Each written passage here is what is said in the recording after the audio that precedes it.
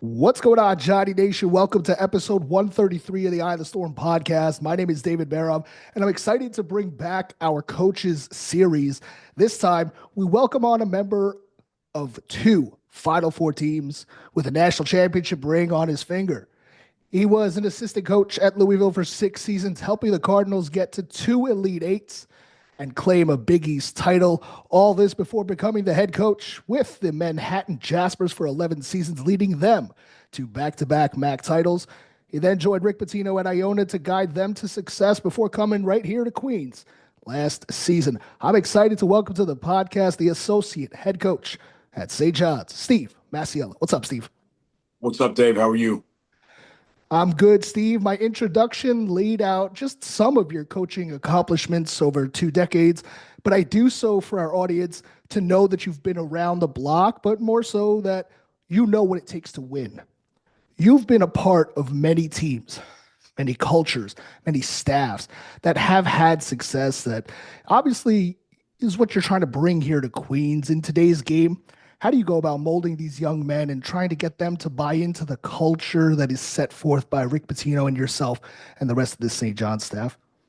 Yeah, I've been very lucky to be around some really good players when I was a player, and even as a coach, whether it be an assistant or a head coach, where I was very fortunate to work with some great coaches and really talented players, where we had a lot of success and a lot of opportunity to show talents. And so when you're in a lot of different locker rooms, you get to understand what works, what doesn't work, and kind of how things can be interpreted.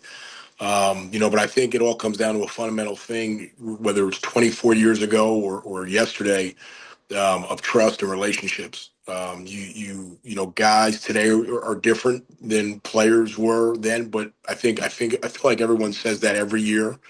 It's very cyclical, especially maybe every 5 years. You hear that a lot, and I do think players are different, and I don't think that's a bad thing. I think they're probably smarter and better, more informed than they were. Obviously, the business is changing, but it all comes down to the trust factor, and some of that is where have you been, what have you done, do you know what you're talking about, are you competent at your craft, and you want to do it in a way where you're not being promotional or self-promoting, but you're doing it because of a common goal of winning. Did you always want to get into coaching when you were playing? Did you see yourself one day on the sidelines? Was it something the coaches were like, that Steve kid's got a future in coaching, perhaps when you were named as co-captain for the Wildcats your senior year? I went to Kentucky to be a coach. I was going to Davidson. I was going to Davidson to play for Coach McKillop. Steve Sharina recruited me. I was going to go there and play. I think, committed there, and then Coach Pitino called me that spring, and Antoine went pro early. They lost a lot of guys from winning a title. They graduated, I think, three or four guys, and they were kind of just. Coach said he was looking for a practice player to come down, learn coaching, be a great opportunity for me. Gave me the opportunity of a lifetime. Went down there as a walk-on and got to play with guys who wound up going on to play in the NBA for a long time. Got to be a part of two Final Fours, but I went there to learn the coaching side of things. Met some really good people who were there, and really it was an unbelievable experience that changed my life for the better.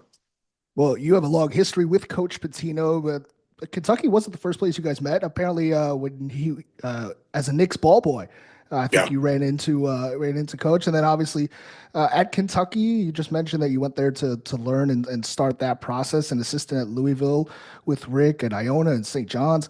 How different was playing for Rick Pitino, whether it's at a practice player and then eventually kind of working your way up, but how different was it playing for Coach Pitino than working alongside Coach Pitino? Both are extremely challenging. Coach is always, he has an unbelievable ability to get the most out of people and challenge them in a way beyond levels that they're probably even aware of that they can reach. And it's one of my favorite things about him as a player. I think you understand the demands of a player, and as a player, it's going to be physically taxing, the practices, the mental challenges, understanding scouting, competing. Just I think there's a pretty a clear path of what's coming. And you're in it with 11 to 13 other men who have similar goals. And when I say similar goals, meaning, when I was at Kentucky, my goal was never to be a professional basketball player. 90% of the roster, 85% of the roster probably was. My goal was always to be a coach, but it was a similar mindset of trying to be elite at your craft, trying to win a lot of games, trying to get to Final Fours. I think working for him is much different. It's challenging in a much different way, and probably not as, it's a lot more curveballs, in a sense of where you don't always know what's coming. I think as a player, you kind of have a better feel for what's coming. But working for him when I went to work for him for the first time at Louisville, that was a real eye-opening experience where, I was in the business for around 5 years at the time. I went there at 26 years old. And, I quickly found out I knew nothing about the business. I knew nothing about being a coach, and was humbled in a great way, and kind of reset on what it takes to really understand what goes into what a work ethic is and what goes into things and preparation is. And I'm forever, thankful and indebted to Coach. We've heard a lot of coaches echo similar sentiments who have been under Coach Pitino through the last 40 years, who have gone on to be head coaches, assistants, and talked about that work ethic. But I want to just go back to what you just said about you were in the trenches with other players, and that was kind of the difference. Everybody with a common goal. What we've talked about the last 2 years here at St. John's is that there have been players that have been able to, I guess, decipher Coach Pitino's message, your message, who went with you guys from Iona to St. John's. Danis Jenkins was very important to that this year. Sadiku as well. Guys who are in their second year. So, that's something that I think goes to what you're saying. It could go from the coaching side and the player side as well. But Danis was on this podcast. Peyton Siva has been on this podcast. Many others who have played or worked or known Coach Pitino have been here on this podcast. Coach himself has said that he softened up a little bit over the last few years, made having more fun and laughing a bit more. So I'm curious from your perspective, how have practices changed? How have individual player sessions changed, if at all, in-game stuff? And how have you changed alongside how Coach Pitino has changed as well, given you're much further along in your career than when you started as a 26-year-old assistant Yeah. coach as well? Yeah. I think practices have changed a lot. And I think not, when I played for Coach, our practices were extremely physically demanding. It was just a different time in the sport. It was a different time in college basketball. The level of, or the margin of error, there wasn't much allowed. We did it till we kind of, you didn't get it wrong. And most of our practices were pressing. We were playing, the 2.5 hours of pressing. Everything was it was different. Today's practices are still very challenging, but in a much different way. I think Coach, and in my opinion, why he's the greatest coach of all time, is there hasn't been a coach that I have seen, in my opinion, with the success and accomplishments that he has had, be able to adapt better than he has. He coached in the 80s. He coached in the 90s. He coached different styles. He's done it with zone. He's done it with man. He did it pre-NIL. He's doing it during NIL. So there's zero ego with the coach. All he cares about is, what do we have to do to win? He's not set on being right. He wants to get it right. He adapts to change very well. He embraces it. He doesn't fight it. And I think that is so remarkable, because I think all of us have an ego, and most of us have an ego that isn't warranted, myself included. And you kind of get stuck to doing things the way you want to do them versus maybe what is best. And I think no one has done a better job, in my opinion, in college basketball than Rick Pitino at adapting to his players and today's players. When I say today's players, I just mean the way the game is today. So, I don't think you could compare what today is to 1997, right? It's a totally different deal. I'm not saying one is better or one is worse, but I think the key thing is, Coach has found a way to make both work, and everything in between. He's found a way to adapt and get the most out of his people, which is what it's all about.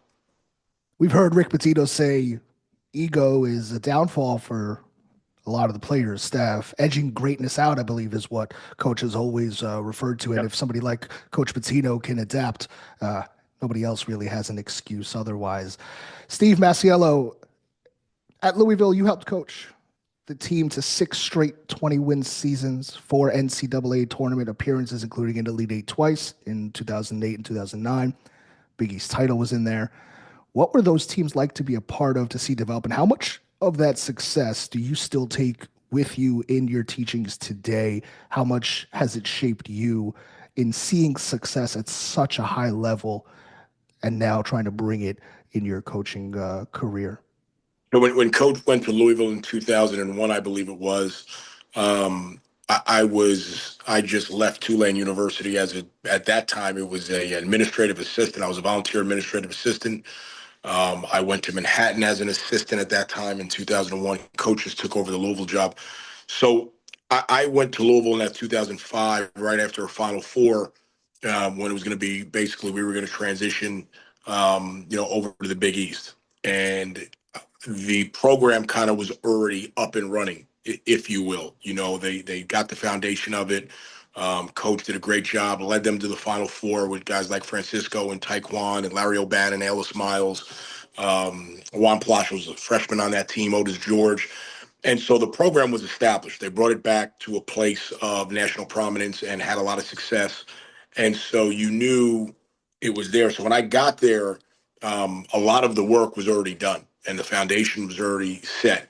And so now it was about transitioning to the Big East and making sure the talent and the roster were set up for success, understanding what the Big East was then, with teams like Pitt and Pitt at the time had guys like DeJuan Blair, Levance Fields, Carl Krauser, different players like that. And then you kind of, you look at, the UConns at the time and Pittsburghs and St. John's and Villanovas.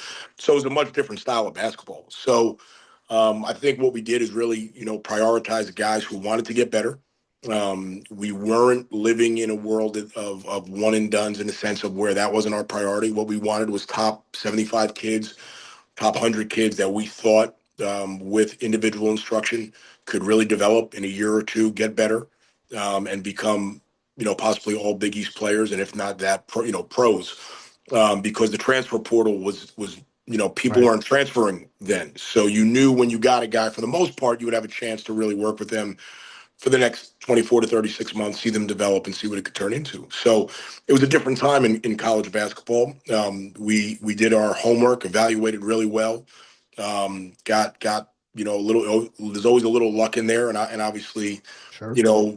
put some good teams together that went out and represented the institution, the university, and the men's basketball program well, and we're fortunate to win a lot of games. 11 years at Manhattan, two MAC titles, two NCAA tournament appearances. What was it like jumping from assistant coach to head coach? Does it make you appreciate kind of every step of the journey, more now, knowing how intense it was being the guy who calls all the shots, that everybody's looking at you for all the answers, instead of, being number two or number three on that bench? Yeah, I think when you're working for Coach Pitino, you're always, he does an amazing job of preparing his staff, and to be head coaches. He gives you a lot of responsibility, gives you a lot of freedom. So when you finally take over a program, or at least for myself, there's always some self-doubt. Are you ready? How's this transition going to go? What's it going to be like? And as there should be, there's going to be a learning curve. You want to grow every year, progress, and get better at what you do. When I finally got the opportunity, which I'm extremely thankful for, my first 4 or 5 years, we had a lot of success and had some good teams and really good players and really good staff. And I basically tried to mirror, if you will, and I've said this many times.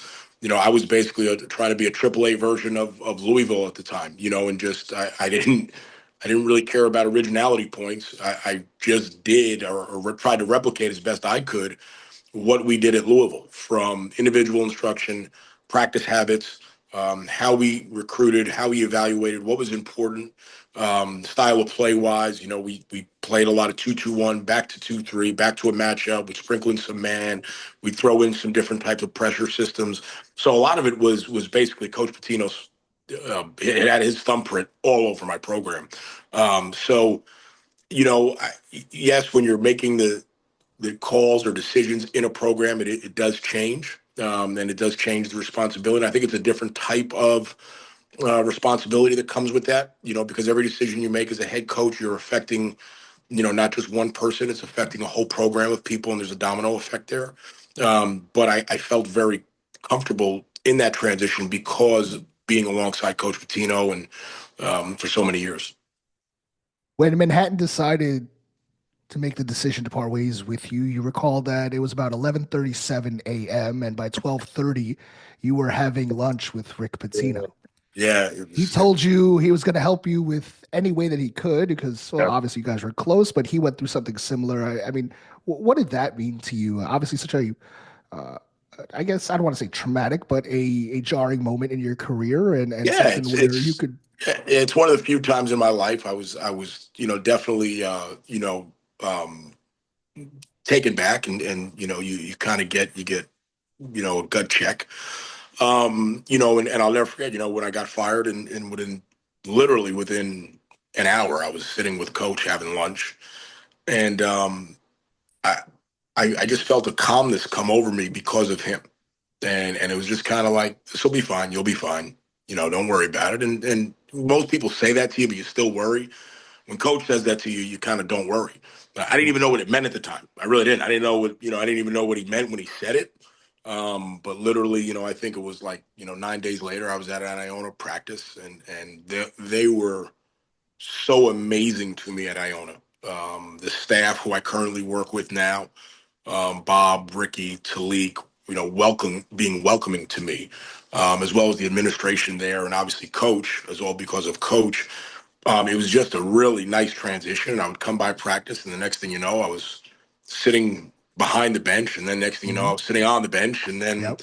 then we're in Queens. So it was like, and I say this, um, I have no ill will or ill feelings towards anyone. I think every opportunity in life is an opportunity to learn, and you become wiser as you go through things.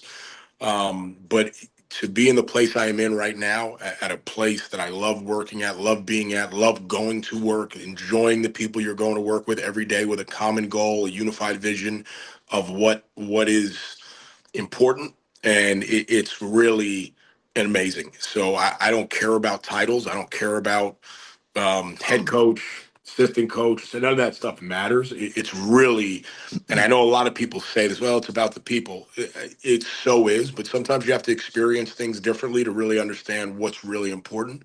And I'm very thankful that I've been able to get this opportunity. And kind of you get almost like a redo where you really get to understand this time around what you want to do a little different, what you want to do better, and maybe some things you don't want to do at all. And so I'm very thankful for it. Steve, you and I first met at Rick Pitino's introductory press conference. You were standing in the back, kind of in the shadows. At the press conference, Coach Pitino said there would be a lot of roster turnover, and there was. You guys have now gone through two recruiting cycles. Yeah. He told the New York Post, anytime you get to work with Rick Pitino, you do that for as long as you can. Yeah. How do you try and convey that message to the recruits, explaining the value of learning from a staff that is so experienced with three head coaches like Coach Walsh, yourself, Yeah. Coach Pitino? I think anytime you have an opportunity to be around greatness and someone who's accomplished so many things as Coach Pitino has, um, you want to soak that up for as long as you can, because you know you're not going to get that opportunity again. So one of the things I try to really make sure our players understand, recruits, roster, whoever it is, enjoy this. Get as much out of Coach as you can. And I say that not in a transactional way. I say that in a way because Coach is a giver. Coach is a connector. Coach builds bridges. That's what Coach Pitino does. And forget basketball. Coach changes lives. Like, so when you can be around Coach Pitino and really understand, and you can really be bought in to what he is doing and what he's trying to do for you, and you understand that, it's going to change your life for the better. Sometimes it's uncomfortable. Sometimes it's eye-opening. Sometimes it's amazing, and sometimes you don't want to hear what you need to hear. But if you can understand that, now I think it's really challenging at 20 to understand that compared to in your 40s. So I think there's the challenge, right? Do you have trust in the people around you that maybe you think a little less of yourself right now, and trust the people who are in your camp and in your corner who really want the best for you, even though you can't see the dots connecting. Maybe you'll see it after the fact and you look back and you're like, wow, I see how those dots connected. When you're going through it, you don't always see that. So sometimes I just, one of my roles is to try to make sure these players and staff even at times can see the dots connecting and see what the vision is down the road. Because we're such a society and we're such a group of people today where, we're in the now and understandably, right? Like everything is at our Yeah. fingertips. So sometimes you just try to maybe, take two or three levels up and look at the macro picture here and see where this is going. And, I think it takes a little pressure and a little edge off sometimes. Recruiting in today's landscape, obviously very different from when you were at Manhattan, Louisville. When you and Coach Pitino came to St. John's last year, you guys put Yeah. together a roster in under 60 days. This year, you're a little more calculated, found guys that fit the style a little bit more, according to Coach Pitino. What went into making this roster? A guy like Davon Smith, how much more complicated is it than, damn, this guy's a freak athlete that has as many triple doubles as Jason Kidd. We need a dynamic guard like that. Or a Kadary Richmond. How much more is it than this guy dominated the Big East, local kid? He should be a fit here. Aaron Scott, 6'8" wing who could be 3 and D. When you're shaping the roster and having those talks in the offseason in this NIL era, we know dollars and cents obviously come into play today, but especially with a team that's coached by Rick Pitino, who hasn't been shy in saying that his time and his coaching time is ticking. What was it like, putting together this roster? Well, I think, before you get into individual qualities of the players, athletically, can they shoot? What are their strengths? What are their weaknesses? And all those things. I think the first thing is there's got to be a common goal is winning a priority. How bad do they want to win? Because the one thing I'm going to tell you is losing is not acceptable. There's a standard of excellence, and you better be at that standard every single moment you are at St. John's. And the bar has been risen. And that is all because of Coach Pitino. There is a standard that he expects from our managers, our players, our staff. And he holds himself to a standard at times that I am just amazed at how hard he is on himself and how he challenges himself so much. So making sure the players understand that. And I think it's challenging because, there were times when when you were recruiting a student athlete for 18 months, 12 to 20 months. You'd make contact with them as a sophomore. You'd recruit them for 2 years to the senior year. You knew their flaws. You knew what was their positives, what were their strengths, what were their weaknesses, and you were very much more informed because of the time period of who you were getting. Today, that process isn't there anymore. This process is really expedited in a much faster pace. I bet the average recruitment is when a student athlete gets in the portal, you're probably recruiting them for about, I'd say probably somewhere between 24 to 40 days before they make a decision. So you really have to know what questions to ask. You have to really understand who you're getting, what is their pedigree. You have to do your research, understand what everyone is saying about them, gather all the information, former coaches, former staff members, former teammates. That doesn't mean that everything is being said is right, but you have to be informed. So I think that's the first thing we look at is just making sure we understand the person we're getting. Then when you go from there, it's a jigsaw puzzle. It's putting pieces together that you believe can complement one another. Can a Kadary and Davon be like a Russ and Peyton were, two ball dominant guards? There's pros and cons to this. Can Aaron Scott complement those guys? What is his efficiency level? So how do all these guys complement one another? How do they help each other get the most out and play to their strengths? How do they fit our style? So this was our really first class this year that we had time to evaluate from a film standpoint and not kind of be rushed and really see, because you hear different things as the year's going on about guys who are going to go in the portal. So when we took the job in year one, it was, we were rushed a little, not a bad, just when we took the job, and we put a great group of young men together who were a joy to be around every day. And this cycle, we had a little more time to evaluate them as players, and you're not going to get it right. There's a gamble in all of this. There's some luck in all of this, but you want to make sure you're doing your homework. You're evaluating. You understand who you're getting and how they're going to be in the environment and the culture you have. Want to get to this season. St. John's 14-3 this year, coming off a really huge win a Saturday night against Villanova at Madison Square Garden. Steve, how do you, as the staff, balance wanting to get this team out of the three-point shooting funk versus making sure guys don't press versus knowing they excel in other areas of the game where they don't necessarily need to make the three-point shot to win, as they've proven time and time again, as this team's identity is very clear right now. Yeah. Defense, grit, rebounding, second chances on offense.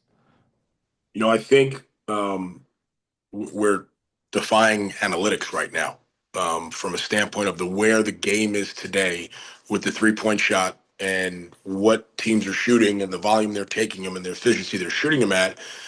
Um, you always try to find a positive, and Coach talks about this in every situation. And I think our shooting, whatever you want to call it, our lack of, performing from the 3-point line has helped us tremendously.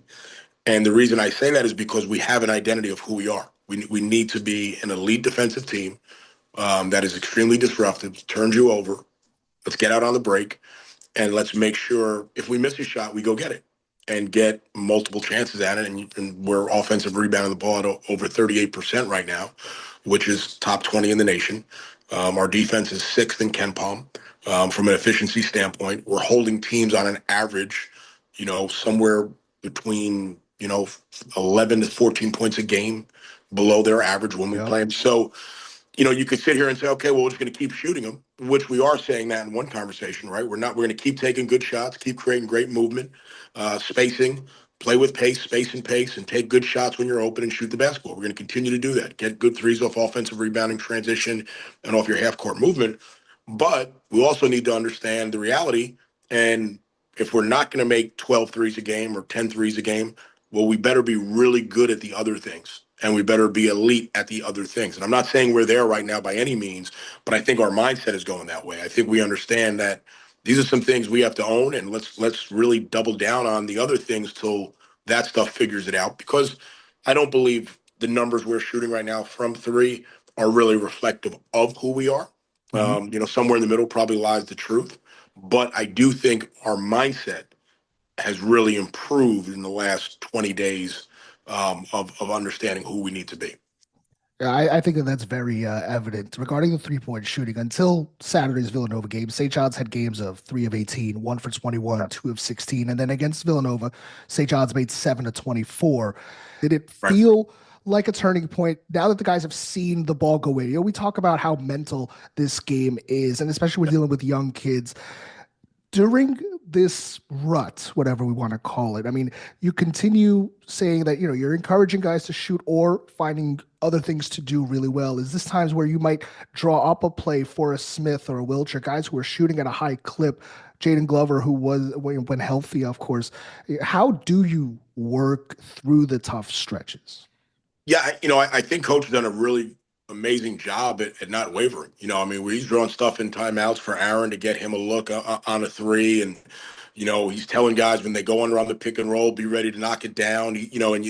So coaches, um, instilling confidence and belief every day in our guys, and I think that's the one thing we do our work every day. We show up, our guys put the work in from their shooting standpoint of in the individual instruction and doing those things. So results don't always happen overnight. You don't always get it, but you have to trust the process, stay with it.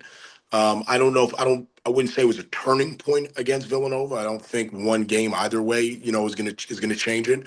But I think it's something where, again, understanding what we need to be, regardless if we're making one three or we're making 10 threes, there are things we can control That's our defensive effort. That's our schematics of how we're scouting, how we're preparing, how are we taking away special situations, UOBs, side OBs, press attacks. What are we doing in those moments? How are we handling that? And then what are we doing on the offensive glass, right? So those are the things we can control. So let's control them. We cannot control the ball going in. We can put the work in, but at the end of the day, you can't control that. So let's control the effort areas and make sure we're totally bought into doing that. I like to look at the season in segments. It got off to a good start. You got that first big win against New Mexico at the Garden, then took two tough losses at the Bahamas, and since then won 9 of 10 games. This is something I asked Coach Bob Walsh last year when he was on the podcast, but how do you measure team growth and success through these three checkpoints: start of the season, adversity of the Bahamas, and now 14-3, 5-1 to start Big East play? Yeah, I don't look at it that way. Kind of look at it from more of a habit stance of what are our habits? How do we approach the day to day? How do we come in every day? What is our mindset like? What are our daily habits like? Because I think your daily habits are going to show, and whether those are good or bad, they're going to catch up with you. So if you're not working on free throw blockouts every day, you're gonna get bitten on a free throw blockout. If you're not taking press attack serious. You're gonna, so what are your habits? And I think the one thing about these guys, and I give Zuby a ton of credit for setting the tone, Sadiku, they come in every day and understand the importance of these things, right? And they understand the importance of these areas of the game that at times maybe you don't think are important, but that's the difference in winning or losing a game. I think our response in the Bahamas to one of the most or toughest losses I have been a part of in my career. Yep. Just the magnitude of that game, double overtime, Baylor, the shot making, the level of play, the environment, to lose in the fashion we did, and then have to turn around within 24 hours. The response by our guys, again led by coach, I was you couldn't be anything but impressed with the character, the resolve, the grit in that locker room. So I think that said a lot. And listen, of course you want to be 3-0 coming out of there, 2-1, came out 1-2, but didn't feel 1-2. Because I think we knew we had some things, and we don't believe in moral victories here. Coach is not a moral victory person. We were 1-2, and that was the reality of the situation. But I think we knew that there were some things we could accomplish, if we cleaned up some stuff and got some things done, and give Baylor and give Georgia credit. But it was more how we responded that I think was really important. And we did so coming out of Creighton as well. Tough loss down there, second year in a row, tough loss, New Year's Eve. Not the way you want to bring in the new year. But we responded and came back to work, and that's the thing. How are your guys responding to a loss, adversity, whatever you want to call it, and then what are the daily habits like? And as long as you're getting better every day, progress every day, and you're improving on the areas, I think that's a chance to have a successful season. 5-1 to start Big East. Lone loss, like you just mentioned, 1 point on the road.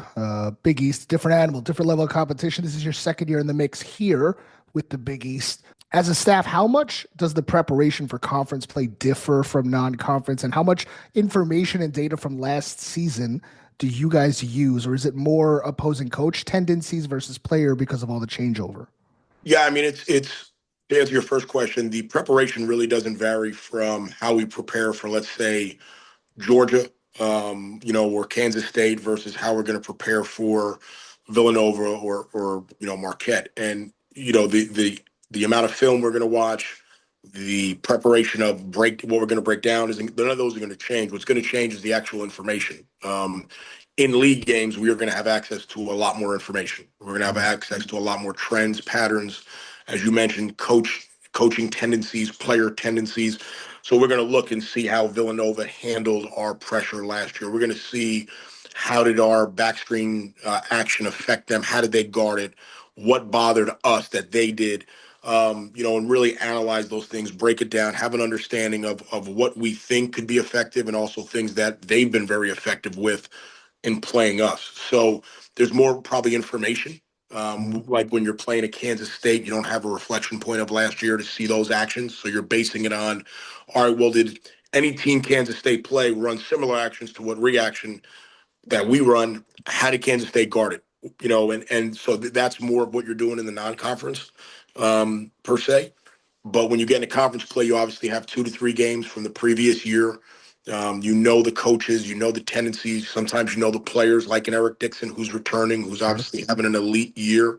So yeah, you're just more familiar a little bit, and the information is more available. Steve, you coached the Seton Hall game last year in Newark. Got to see Kadary Richmond up close from the lens of a head coach, and I then don't remember. again, I don't remember that game. me neither. I don't know what happened. But according to this, I don't know. It's somewhere in my research. It said Yeah, you I coached it at blocked a. that one out. Me too. Then you saw him again as the assistant coach back again at UBS. What have you seen in him as a player this year? How has he changed? How has he adapted to what is needed this year, roster makeup wise? And how do you evaluate his production so far through 17 games as someone that came to Queens with very high expectations as one of the top, if not the top, transfer portal addition? Yeah, I've known Kadary since he was at South Shore. And I think he's a terrific person, terrific basketball player. Big fan of his. And obviously, I think his role at Seton Hall from a usage rate and having the ball in his hands is probably a little different than it is here.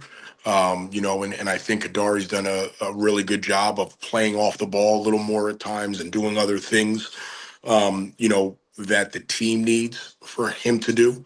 And again, there's an adjustment period, for all players, and especially someone like Kadary, who's maybe so many actions have been ran through him, in the past, and now he's kind of, there's RJ and there's D and there's Zuby and there's other guys alongside him now. So there's an adjustment period for any player of his, what he's accomplished, and I think he's handled it really well. I think he's all about winning. He's all about the right things. He's a selfless player.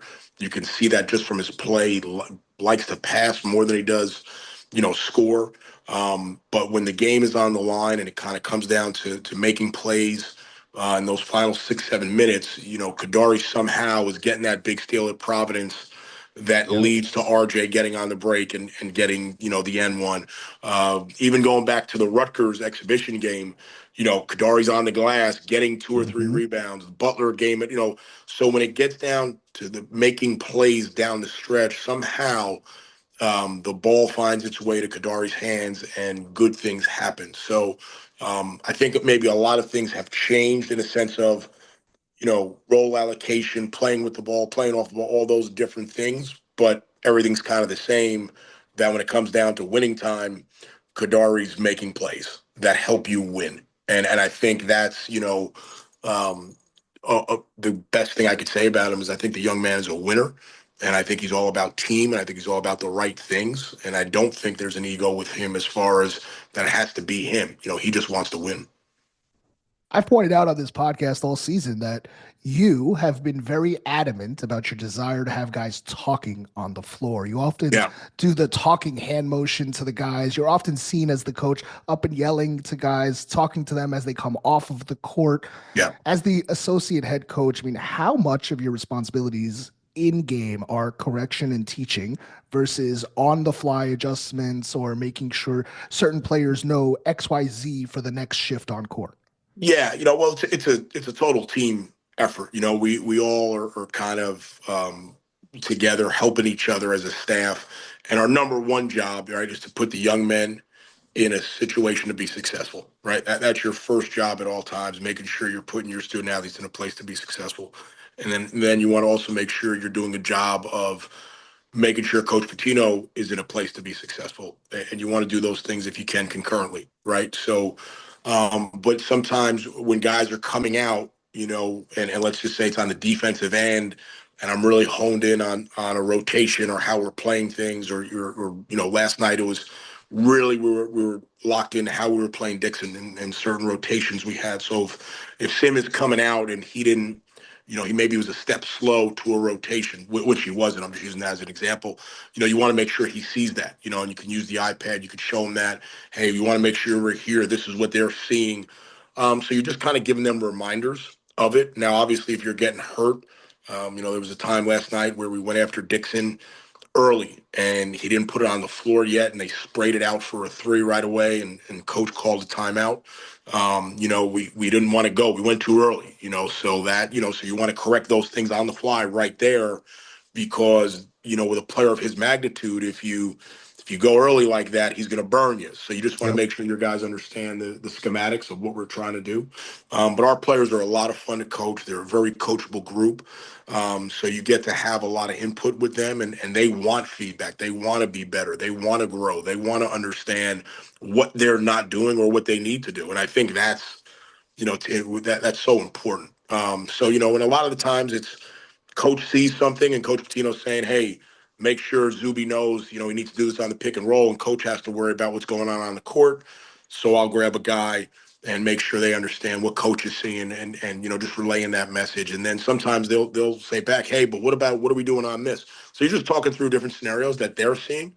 And it's really important you get their feedback, because they're out there and they're seeing things, that you're not seeing. So you want to always make sure you're getting feedback from them on what they feel or what they think that could work, or what they're seeing and going through while they're on the court. You've seen Zuby Ejifor go from backup big to all Big East caliber and possibly in the conversation for one of the best bigs in the entire country, certainly the most improved in this conference. What do you attribute such a leap for Zuby, and how much has his motor rubbed off on the rest of this team? I attribute his success to his humility. He has unbelievable gratitude in his day-to-day approach of how he does things. I say this: he makes your day better, because I've been around him now. Zuby came here, right? So it's been almost, I don't know, 15 months, 17 months, somewhere in that range, and he has never had a bad day. It's unbelievable. I mean, he's upbeat, he's smiling, he's charming. He's in your office every day, wanting to learn. So all his characteristics are that that young man is going to be successful, regardless whether it's basketball, whatever it is. He's going to be successful because of who he is. I think as a basketball player, he has an unbelievable ability to not let his scoring affect his motor, and that is really, really rare today. He does not need a play called for him. He does not need touches or any of that stuff.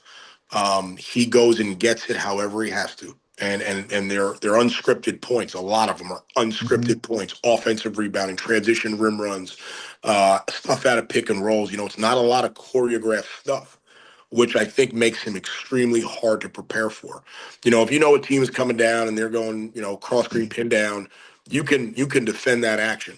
You can't defend Zuby's action because they're so random. And I say random Mhm. because he gets it in a lot of different ways. His motor is elite. If you don't match his motor, he's going to expose you. So you have to play hard. You have to match him. And I'm not even talking about opponents. I'm more talking about in practice every day. There is no, well, let's just go half speed with Zuby. That doesn't exist. Everything he does is with unbelievable intensity, with urgency, and he has an impact on the guys, and he's respected by all of them. So I'm not surprised that he's having success, but I do think the jump he has taken is really unbelievable. I mean, really unbelievable. RJ Lewis Jr. coming off a 30-point performance under the brightest lights of Madison Square Garden. Similarly to Zuby, you've seen him ascend this season. We heard about a change in the jump shot this summer. Obviously, getting healthy super important. But what kind of work has gone into RJ's development this season, this summer, right now during the season? After he puts together such a performance like Saturday night, puts the team on his back, hits those free throws in the second half, is making it an effort to get fouled because he knows that he's getting those opportunities, the rebounding that he was able to get St. John so many second chances, playing like Zuby, getting those 5 offensive Yeah. rebounds in the second half. What has RJ's development like been this season? Well, I think RJ had a really challenging first year at St. John's, just because of the shins and how they were affecting him. He didn't get a chance to practice. He didn't get a chance to improve at the level he does. RJ loves basketball. He's a great young man. So I think it was a little frustrating for him that he couldn't be the version of himself last year that he wanted to be. And I think this summer really going back to the spring. He has the surgery, gets back on the court in middle of June, kind of has a separate 8-week program than the team because the team reported, in early June, and I don't think RJ really could touch a ball to early July. So, he was kind of playing catch up, put a ton of work in on his own. He deserves a ton of credit. Worked on the release of the shot, took out the hitch, really cleaned it up, looks good. And I think you're seeing because of again his daily habits of how he conducts himself, how he shows up, how he prepares, how he works. He's a gifted scorer. I think everyone knew that. I think everyone saw signs of that last Sure. year, of his ability to, scoring comes easy to him. And he's a guy that likes to score the ball as he should. But I think when you look at his on the ball defense, like, we've put him on some guys this year where he's 6'7", long and athletic and extremely disruptive with unbelievably quick hands, really fast twitch. And we put him on anywhere from guys playing the point to foreman. And that just shows a lot about his versatility, his ability to guard the basketball. He rebounds on the offensive glass at a really high level, rebounds in traffic defensively out of his area. So he does a lot of things where he's much more than a scorer, but he's such a great scorer that sometimes that's what you see. But he does so many other things, whether it be get on the floor the way he did, with that play Yeah. in the Garden last night. So I think his game has evolved into so many other areas. And I think one of the most underrated parts of his game is his vision. He has great court vision. And at times I think that's probably the next challenge for him is really as teams load up on him and they understand his scoring, his ability to play out of doubles and see the corners and the rolls and the dunk spots. But he has great vision. So he's a guy, but I also think Zuby, has affected him in a way. They're very close. Zuby's motor, you saw some of that in RJ last night, going to the offensive Roommates. glass, going to get it, and now you got those two coming at you with Aaron coming at you, and it's just Hmm. it can overwhelm teams at times. Yeah. I talked to Bob Walsh a lot about the schedule last year, this offseason. How much of the success of the 5-1 start to this Big East play do you attribute to being battle tested in the non-conference, specifically the Bahamas? Yeah, I mean, I think Coach Pitino wants to play, an elite schedule every year. I mean, he's been doing that since I played for him at Kentucky, the Louisville days. I think Bob has done a great job with Coach of putting together, a great schedule that challenges us. You see different styles. I think scheduling has gotten so complicated today with the net, the metrics, your efficiency numbers, who you playing. That's a quad one, quad two, quad. I mean, there's a lot more to it than just saying, hey, let's go play. So and so on a neutral. I mean, those days are almost, it's so, and Bob does a terrific job with that of navigating those things and really putting us in situations to be successful. So I think this non-conference schedule, even opening up with a team like Fordham, who showed a lot of different defenses, very disruptive, plays really hard. We've seen a lot of things, a lot of, even a team like Wagner's a totally different style, similar to now maybe of Virginia. You know what I mean? So there's been correlations with those things. So I think the way the non-conference schedule was put together by Bob and Coach was great, and I think it's helped us be prepared, for early parts of Big East.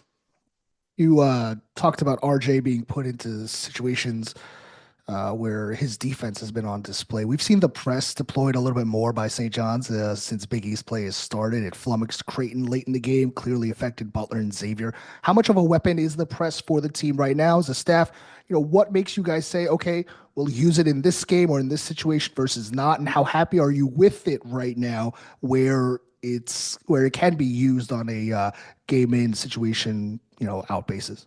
Well, I think obviously part of coach's DNA, and our staff's DNA is full court pressure, and turning teams over. I don't think that's ever going to change. I think there's different ways to be effective. Last year in the white press, we were a really good denial team. DJ led, Jordan, those guys were Glenn, really good at denying the ball in. We got 5 seconds. This team is a little different in that sense, where we're longer, we're quicker with our hands, so we're more better when we're on the ball, if that makes sense, and the ball is live. It seems to be right now, unfortunately, with Jaden kind of with the wrist.